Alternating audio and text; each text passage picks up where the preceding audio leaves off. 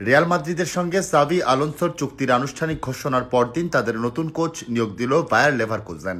German ক্লাবটিতে আলোনসোর উত্তরসূরি হিসেবে দায়িত্ব নিলেন এরিক টেন হাগ। সোমবার ডাচ কোচকে 2 বছরের চুক্তিতে নিয়োগ দেওয়ার কথা জানিয়েছে জার্মান ক্লাবটি। 2027 সালের 30 জুন পর্যন্ত এই দায়িত্বে থাকবেন টেন হাগ। গত অক্টোবরে ম্যানচেস্টার ইউনাইটেড থেকে ছাঁটাই হওয়ার পর একরকম বেকার বসেছিলেন টেন হাগ।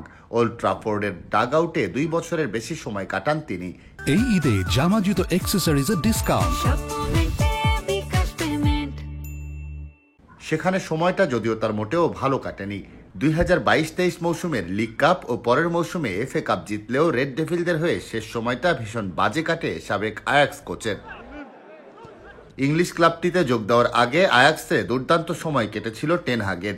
3টি লিগ শিরোপা জয়ের পাশাপাশি স্বদেশের ক্লাবকে 2018-19 চ্যাম্পিয়ন্স লিগের সেমিফাইনালে তুলেছিলেন তিনি।